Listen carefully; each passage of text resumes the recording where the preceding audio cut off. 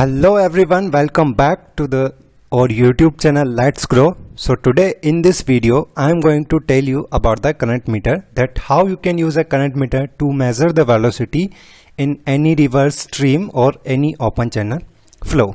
So let's start the discussion without wasting any time. So the velocity of flow at any point in the open channel can be most accurately and conveniently determined by means of a mechanical device named current meter. Means current meter is a mechanical device which is used to measure the velocity at a point in any open channel flow. So let us see the image. So there are basically two images. First one is for the pygmy type current meter and second one is presentable revolution and time counter. So let's discuss one by one. So here in this image you can look a spinner. There are wires connected to it and there is a graduated rod. So whenever you want to measure the velocity at a particular point, you have to dip this rod into the water at a particular depth. You can measure the depth using this graduated scale on the rod, and these wires is connected to the presentable revolution and time counter.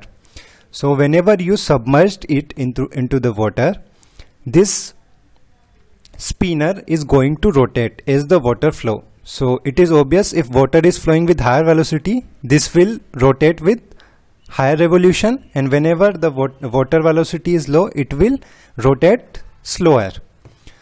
So what you will do, you will connect these two wires with the presentable revolution and time counter. Whenever you switch the power on, what you will see here, you are going to see the revolution of this spinner. So here in this digit you can see here that here it is 3030, means I have set the time as 30 seconds. In 30 seconds it will record the number of revolution, that how many times this spinner rotates in 30 seconds. When the 30 seconds passed, it will log the reading. So you can note down your reading. So I am going to repeat that you will dip this pygmy type current meter into the water at whatever depth you require the velocity. As the water flow, this spinner is going to rotate, and as this spinner are rotate, the number of revolution of this spinner is going to show in this presentable revolution and time counter, and in this counter I have set a time of 30 seconds.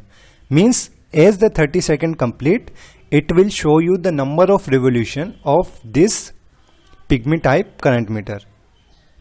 So this is how you measure it into the field. In the one hand you can simply keep the rod in your hand, and other hand you can use the presentable time counter.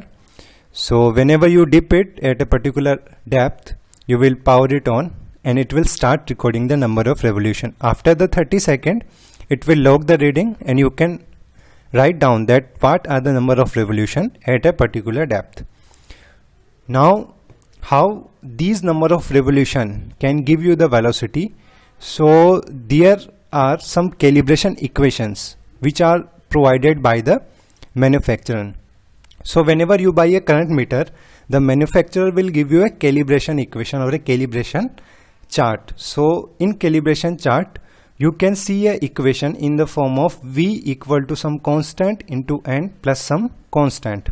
So for this particular current meter which I have used, the constant is written here. It is 0.2719 into N plus 0.0085. And if we talk about the N is the number of revolution per second. So when you measure velocity, you have the number of revolution with you. If you divided it by the time we have set as 30 seconds. So number of revolution divided by 30 will give you the number of revolution per second. That value of N you can substitute here and you will get to know about the velocity. The velocity here is in terms of meter per second. Now the question is where to measure the velocity, because the velocity is varying along the depth of the flow and we are required the mean velocity of flow. So basically there are two methods to measure a velocity in an open channel flow, to measure the mean velocity in open channel flow. The first one method is what you can do. You can simply take a single observation at the depth of 0.6d.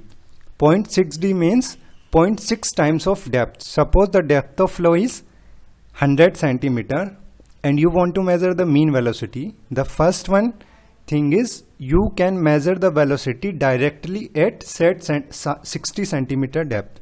Total depth is 100 centimeter. 0.6 into depth means 100 into 0.6. So that will give you the depth of 60 centimeter.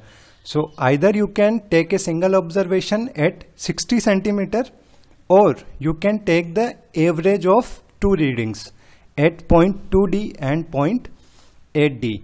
Means you measure the velocity at 0.2d means at 20 centimeter and at 0.8d means 80 centimeter. And by using these two observations you will make the average of these two to measure the mean velocity. So I am going to give you an example. Through this example you can easily understand. First one example is, suppose we are taking our first run. This is the cross section which which you can hear with the help of red rope. We have tied the rope here so that we can see a particular cross section here. This is cross section A and we are measuring velocity at a distance from the right wing at 3 meter. The time of revolution in the current meter we have saved as 30 seconds.